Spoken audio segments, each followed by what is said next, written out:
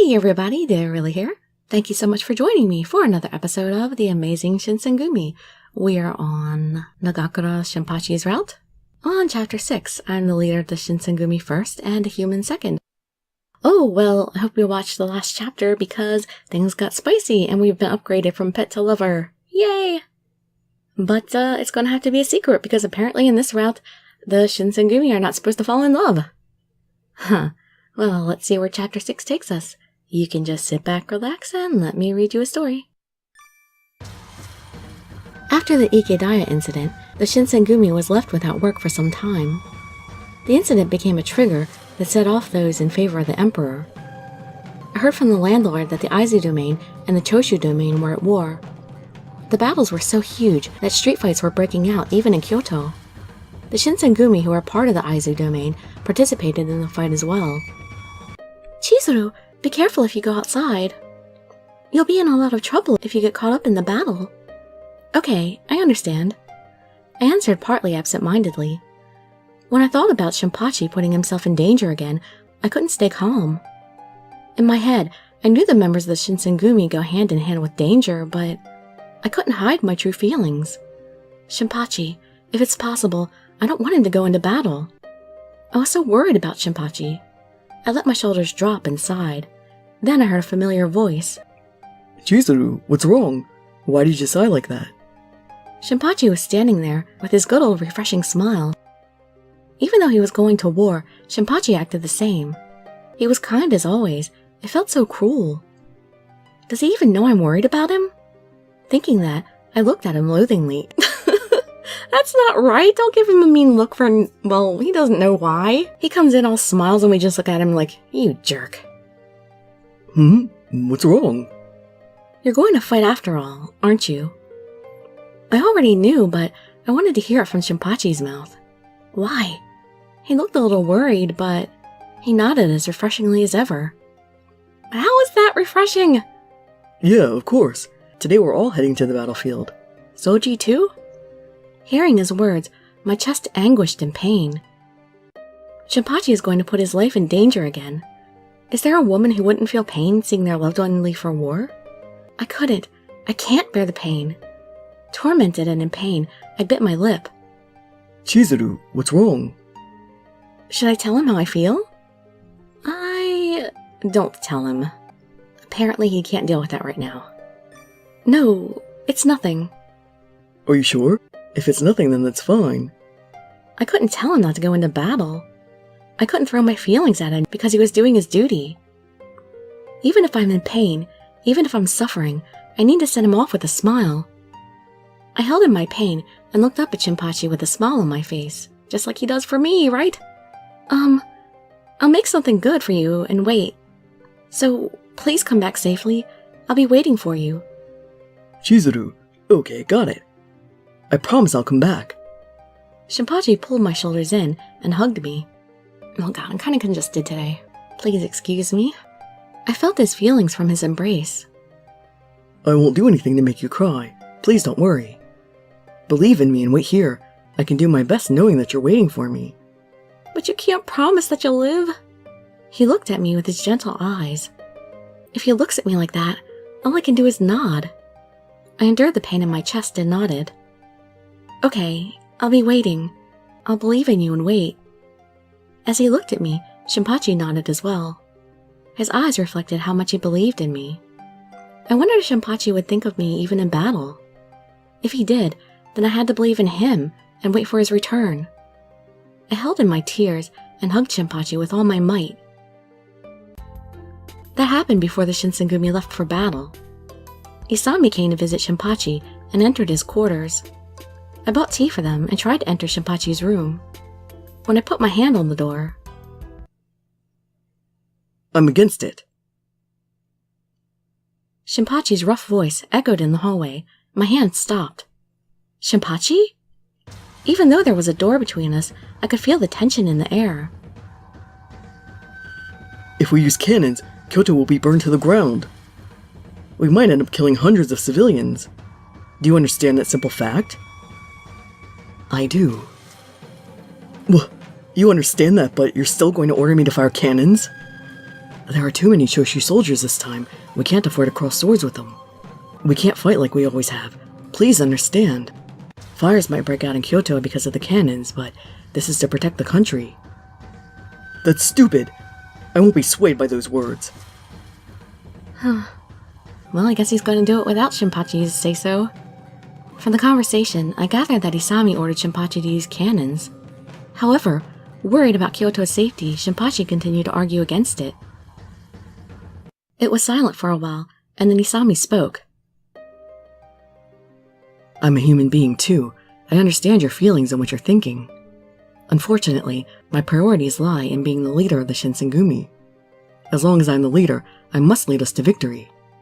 This isn't just for the Shinsengumi. I'm responsible for many lives. We cannot lose. Ugh, but... You have no right to argue. As long as you're in the Shinsengumi, you'll follow my orders. Can he quit? Even though he spoke softly, Isami's words had an unbreakable strength to them. It felt as if each of his words was filled with his resolute beliefs. I couldn't see inside the room, but I imagined Shinpachi with his head low.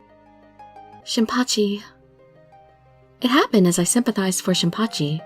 The door opened right in front of my eyes. Isami was standing in front of me, trying to leave the room. He was taken aback, but soon regained his cool. Then he spoke. Oh, it's you. What did you think after hearing our conversation? I didn't hear it. I was just about to come in and bring you guys tea. I just got here. What? You're a citizen of Kyoto. I want to hear your opinion. Is he talking about how I feel about gaining victory by using cannons in Kyoto? Yeah. I'm sure that's what he's asking. Isami is for the cannons, and Shinpachi is against the cannons. I think... You shouldn't use the cannons. I'm gonna take Shinpachi's side. If you say you're protecting the country, then I want you to protect Kyoto as well. If you can't save Kyoto, I don't think you'll be able to protect this country. I don't think you should use the cannons. After hearing my answer, I saw Shinpachi nod in agreement. So, that's your opinion. Got it. Isami kept his words short and left. As I saw him leave, Shinpachi called to me from his room. So, you heard, huh, Chizuru? I'm sorry, I didn't mean to eavesdrop, but... I looked at the tea I'd failed to serve them. No, you don't need to apologize. I'm sure you learned more about the Shinsengumi. It's like Captain Kondo said. I had to prioritize being a warrior over my humanity. I have to be a Shinsengumi soldier. But I can't do it. I just don't want to think anything is forgivable just to win a battle. Shinpachi's face was full of distress. I was in pain seeing Shinpachi like that. I wanted to help him, but there was nothing I could do. I felt powerless. Thus, Isami led the Shinsengumi to the battlefield at the Imperial Palace in Kyoto. I saw Shinpachi off and kept watching until I couldn't see him any longer. God, please allow Shinpachi and the Shinsengumi to return home safely. After Shinpachi and the others went to battle, I busied myself with work inside the base. If I didn't, I wouldn't be able to keep my worries at bay. I thought I should tidy up the base, for Shinpachi's and the other soldiers' return. I remember the conversation Shinpachi and I had before he left. I told him I'd make something good and wait. He smiled with such joy when I told him that. Should I make onigiri? Remembering our conversation, I went to buy ingredients for dinner. Don't forget to be careful when you go out. I'll make Shinpachi's favorite. That way he'll be happy when he gets back. Onigiri it is then. I left the base and went to the store. While I chose ingredients for the meal I was going to make, I heard something that sounded like an explosion somewhere far in the distance. What was that sound just now? It was a faint and far-off explosion, but my anxiety started to churn. Was that the sound of cannons firing? In the back of my head, I remembered Isami and Shinpachi's conversation. Did Shinpachi's regiment fire cannons at Kyoto? I was anxious, and my heart beat faster. There's no way Shinpachi would do that. Yeah, well, he's not the only one in the Shinsengumi, unfortunately. Well, fortunately, you wouldn't want him to be the only one. He was so against firing the cannons. I couldn't just stand there, so I ran toward the sound of cannons firing. And what are you going to do? I couldn't calm down unless I saw with my own two eyes that Kyoto was safe. After running for a while, I turned a corner with many stores lined up. I saw the thing I had feared most. Fire! There were crimson flames rising upward. The city I knew so well was in a sea of flames. I saw the scenery I knew so well burn. I stood there dumbfounded. I thought the cannon Shinpachi fired could have caused these flames. I felt dizzy, and everything before me began to shake. However, the screams from the townspeople rang in my ears, I think they mean. When I came back to my senses, I saw that the flames were right next to me. I turned around in a panic and tried to run back the way I came. I tripped on my own feet and fell on my face. My sandal fell off because of my fall. It landed far away from me. No! Those shoes hold precious memories of Shinpachi. I can't lose them. Well, you'll be better off if you actually live. I went to pick up my shoe. It had landed near a street the flames were closing in on. When I picked up my shoe and felt relieved, the flame that was far off were now right in front of me and spreading fast. I got out of the way of the flying sparks. In the next moment, a burning piece of wood was falling right above my head. Ah! I put both of my hands on my head and knelt down. I prepared myself as I was about to be covered in flames. Look out! Someone grabbed me with great force. The person lifted me up and put something over me to protect me from the embers. My body and face were covered by something. I could only see black. However, I could clearly hear the flames rising, as well as the screaming townspeople. I could tell the person holding me was running at full speed to leave that place. It's Shinpachi, right? I couldn't see him as I was still covered. Nevertheless, I knew who it was. I called the name of the person who saved me. Shinpachi, of course. If I said he saw me, it would be -3. But if I said Soji, it would be 0. Shinpachi? After I called his name, he replied in a warm voice. Yeah. He then took off the cloth that covered me. Is it safe? As he took off the cloth, I saw the scenery of Kyoto that I knew so well. How many times am I going to say I knew so well? The person who saved me looked down at me and worried. Chizuru, are you okay? Shinpachi! Yeah, I'm fine. That's great to hear. After he heard I was fine, Shinpachi slowly let me down. Shinpachi, that fire! I was scared to ask, but I asked him the cause of the fire. That fire wasn't caused by the Shinsengumi. I argued with Captain Kondo until the bitter end. We didn't fire any cannons. Really? The Choshu set the fire as they ran away. The fire is burning Kyoto beyond belief.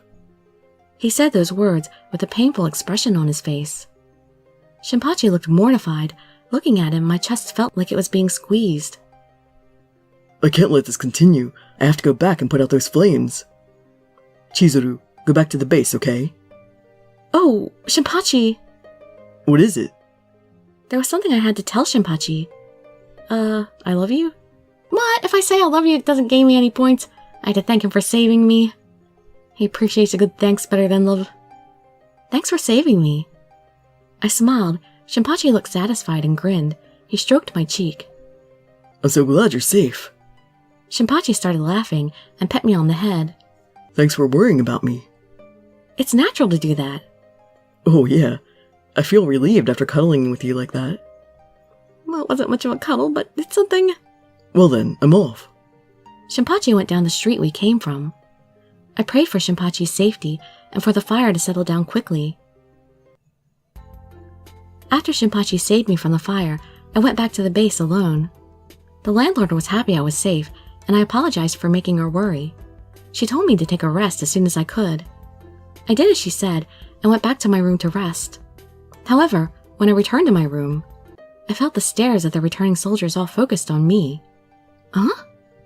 The soldiers that passed me gave me suspicious looks. What happened to everyone? Did I do something? Feeling anxious, I went to the nearest soldier and... ask him what happened. What happened? I asked the soldier who was staring straight at me. He looked a little panicked and started to shake his head. Nothing really. Even though he said it was nothing, his stare was cold as ice. What? Come on! It was uncomfortable, and I felt depressed. I thought I was overthinking it, but in reality, everyone was acting differently. What's with the passive aggressiveness? Come on, just tell me. I started to feel anxious for some unknown reason. Chapter 7 will be Forgive Me. For what? You said you wouldn't do anything to make me sad. Well, we'll find out in the next episode. Hope to see you there or in some of my other videos. And I'd be so grateful for any likes, comments, subscriptions, or shares with your friends to show some support. Thank you so much for joining me, and I wish you all health, happiness, and safety. Dirili signing out. Bye-bye, everybody.